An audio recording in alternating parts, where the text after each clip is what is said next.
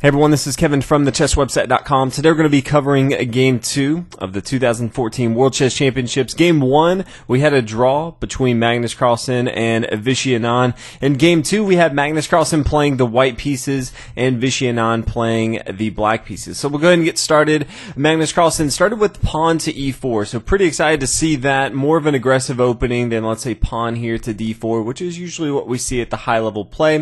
Vishy Anand responds with pawn to e5. Knight f3, knight c6, and so we get into the Rai Lopez after bishop here to b5, and a few different ways that Vishy Anand could approach this. He could play pawn here to a6, he could play pawn here to d6, he could play knight to f6, a lot of different options. He chose for the Berlin defense, and that is the knight to f6. Sometimes can be somewhat drawish, definitely a solid defense from black. What interesting is Magnus Carlsen actually plays the Berlin defense with quite frequency, and he knows this defense inside and out. So interesting to see Vishy Anand playing against someone who knows this better than maybe anyone out there. So interesting to see how this will continue.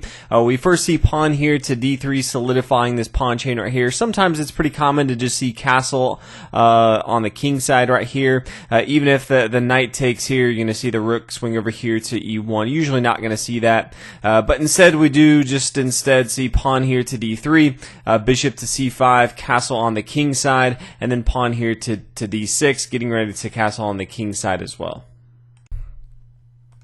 We now see rook to e1. Very interesting. Magnus Carlsen, when he was playing against the Berlin defense just in the candidates tournaments last year, he played pawn here to c3. So I guess he and his colleagues or the team that he's kind of prepared this for usually have an inner circle of really top players that you prepare for specific openings. May have looked at this and said, okay, rook to e1 maybe gives us a better chance than the pawn to c3, which Magnus Carlsen has kind of been playing for a while. So castle on the king side for black, and then white takes here on c6. It is also interesting because usually white waits for pawn here to a6 first. So he could try a different thing, knight to c3, and then after pawn to a6, we now see the exchange.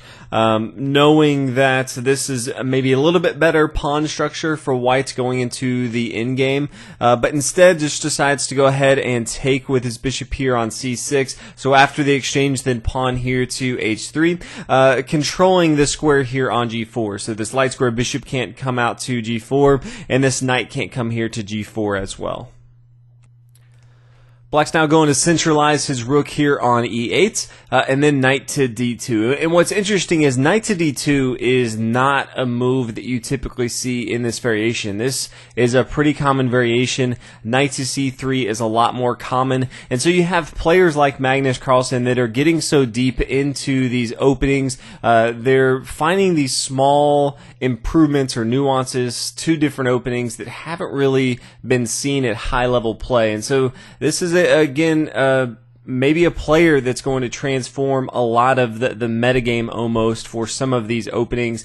Knight to d2, very interesting move right here. It allows him to come to b3 if he wants to attack this bishop. Also to come to c4, maybe more of a centralized outpost here that he can now attack a5. So a lot of different options with this knight, but it does also mean that this bishop here on c1 is going to be hanging out for a little while, not going to be getting involved too much into the game. Now this knight comes back here to d7. Also something that you don't really see from black. If you kind of look at it, it makes more sense to get this bishop involved. So bishop to e6 it seems very logical to me as I look at it, centralizing your bishop, developing more of your pieces. This is really controlling the center of the board. Rook over here to b8, controlling this semi-open file is always good for your rooks. This pawn right here on a7 is under no pressure at all, so this seems like a pretty good move. So knight to d7, again, two knight moves here that they're trying to set up for more of a central location for their knights, but moves that you typically just don't see. So we now see knight to c4, getting ready to maybe go knight to a5, and then attack this pawn here on c6. Vishy Anand decides to go ahead and bring his bishop back here to b6, controlling the square here on a5, opening up the opportunity if Magnus Carlsen wants to go ahead and exchange right here. Vishy Anand no longer has his double pawns here on the c file, so this is one option on board. Magnus Carlsen doesn't want to do that right away, instead plays pawn here to a4, starting to add more pressure on the queen side. Just responded with a pawn here to a5 from Vishy Anand, and then we now see the exchange. So maybe Magnus Carlsen likes this setup a little bit better than the pawn back here on a7. But either way, Magnus Carlsen now decides to go and push forward with pawn here to d4, trying to break up the center control that black has with his pawn here on e5. So queen here to c7, and then rook to a3. Again, one of those moves that you really have to be an aggressive player to play. Just as I kind of look at the board, it's not very common to play rook here to a3, looking to swing this rook over here, especially against a grandmaster. Maybe lower level play, you want to get just all your major pieces on one side of the board and attack your opponent because you know you're going to make a mistake. But usually, queen to d3, continuing with your development, getting major pieces involved into the game. Maybe not a great square for this dark square bishop, although he does want to get this involved into the game. G5 is just kind of hanging out there. Can't really come to f4 right now, but maybe after the exchange of the pawns he can. Bishop to d2 doesn't seem too bad. Maybe then he brings his queen to e2 and try to have some sort of play on the light squares, or maybe control this e file if he wants to. But rook to a3 was not something that I was expecting, but definitely excited for him to play it so that he can really start a strong attack on the king side. We now see the knight come back here to f8. So the knight's kind of moving all over the place. Maybe this is opening up the door to play knight to e6, maybe knight to g6 later on into the game. But usually just moving your knight all over the board seems a little bit passive. It's just kind of responding to what Magnus Carlsen is doing right now. After the pawn takes it right here, then we're going to see the knight come over here to h4, opening up the door for this queen here on the light squares to go ahead and get involved on the king side. Rook over here to d8, controlling this open file. Now the queen's going to come here to h5. So pretty aggressive move. We now see pawn here to f6, controlling this pawn that white's attacking with his queen right here. Knight to f5, nice little outpost move for white. And then we see bishop here to e6, centralizing developing piece for Vishy Anand. Now a few people have looked at this and said, this bishop here to e6, probably not the best. Nakamura actually tweeted earlier today that he thought knight to e6 is really where this knight belonged, especially in kind of the exchange variation of the Rai Lopez. Again, these players think about the game in a whole different way. Bishop to e6 seems reasonable. I think it's completely okay to play this. You definitely want to get your light square bishop involved into the game. Even knight to G6 seems fine to me. That's not kind of a move that has kind of been talked about. It's played later in this game, but I think even in this position right here, knight to G6 is completely fine. It kind of stops a lot of the threats that white has. Maybe later Vishy Anand wants to get his light square bishop involved, but decides to go ahead and start with bishop here to E6, and then the rook's going to swing over here to G3 as we talked about. That's kind of why he wanted to bring it up here, get as much forces as he can, starting to attack his opponent on the king side. Now knight to G6, and now pawn here to H4. So Magnus Carlsen again throwing everything at his opponent. If you kind of look at it, Vishy Anand is just kind of trying to play defense. He's completely not doing anything as far as proactive. Magnus Carlsen has all the attacking pieces right now. So it's just a matter of, can Vishy Anand hold on, maybe try to find some counterplay later into the game, maybe on the queen side. Maybe he can control this D file right here long enough to maybe get some counterplay. But right now, he's definitely just playing defense. Now the bishop takes, we do see an exchange. Now the pawn's going to come to f5, forcing the knight to move. Now the knight's going to be attacking this queen, so we're just going to see an exchange right here. Again, that dark square wasn't doing too much, so the fact that he can just go ahead and exchange with that piece right there on f4, that's going to be completely fine. Now this rook's going to swing over here to c3 and start to just attack more material on board. So he's attacking this pawn here on c6. This queen is defending that. Now we're going to see the pawn push up here c5, so it does have a little bit more protection from this pawn here on b6. Then this rook's going to swing up to e6. Now it's attacking both this pawn here on b6.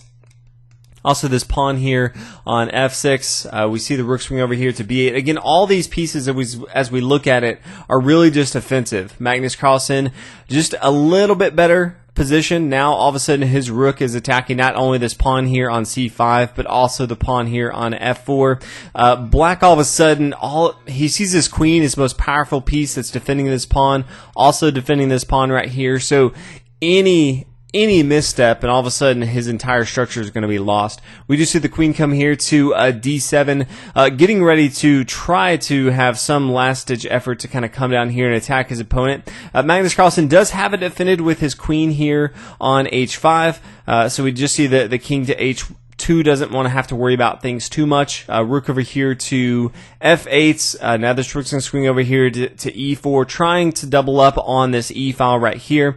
Rook to b7 wants to make sure that black controls this 7th rank right here. It's always important, especially if you have rooks and queens on board, that you don't let your opponent control the 7th rank. If they do, bad things happen.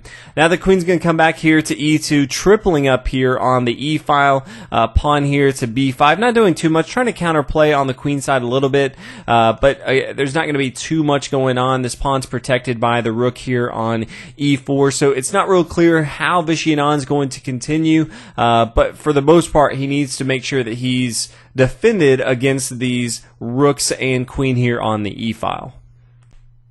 Anand responds with rook here to b4, attacking this pawn. This rook's going to swing up here to e7, attacking the queen. The queen has to move. He can't take this pawn right here, although it may look like it. After the rook takes right here, white's up in material. Black can't actually recapture. If he does try to recapture, then the queen can just come here to c4, and there's no real way to stop white's attack. You know, if you try something like king here to h8, queen here to f7, can't really stop the attack here.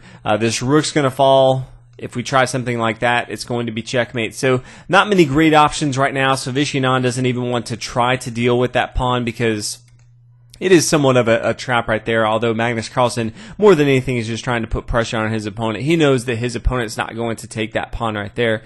So queen to d6, queen here to f3, not only kind of stopping this pawn pushing forward with a discovered attack, but also adding a defender here, and then also opening up kind of a back door to controlling this b7 square, which could potentially, if Vishy Anand makes a mistake, open up the door for Magnus Carlsen to control that 7th rank.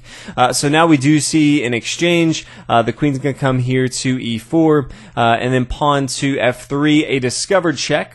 So the pawn's kind of forced to move here to g3, no other real option. And then in the game we see pawn here to h5, and this is kind of the mistake in the game. Magnus Carlsen now plays queen here to b7. Magnus Carlsen now controls this important 7th rank. There's no way to really stop this right here, and Vishy Anand's actually forced to resign in this spot. Now, he could have come back if we kind of look at it and say, instead of pawn to h5, you know, obviously that's going to be bad. He could try queen to d2, and then we see queen taking here on f3, queen taking here on c2. So if we count up material, you know, white has 5 pawns, black has 5 pawns. There's no clear way right now for white to go ahead and win this, but in the game, unfortunately, he did not do that. We see pawn here to h5, queen come up here to b7. White completely controls this, and there's no way for really to stop this. If the king comes to h8, again, you know, the rook takes here on g7,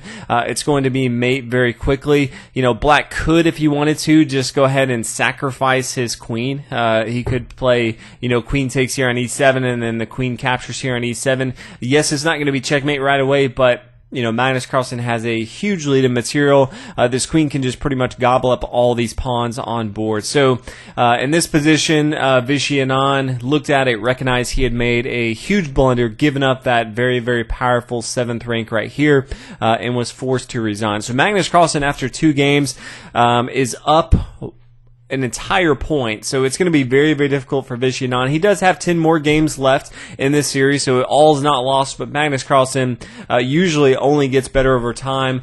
He just kind of has that ability to kind of wear down his opponent, so definitely not good for Vishy Anand. They both have a rest day tomorrow, and then they'll be back the following day, so Vishy Anand will have the white pieces. Hopefully you can get back on track, make this thing pretty interesting. But very, very solid game for Magnus Carlsen. Put a lot of pressure on his opponent, especially in the middle game. Didn't give Vishy Anand any opportunity for counterplay. And then just over time, more and more pressure, and eventually Vishy Anand cracked, made a mistake, and Magnus Carlsen won. So hopefully you guys enjoyed this video commentary on the World Chess Championships. Excited to see all these games played. And I'll see you guys in the next one. Thanks for watching.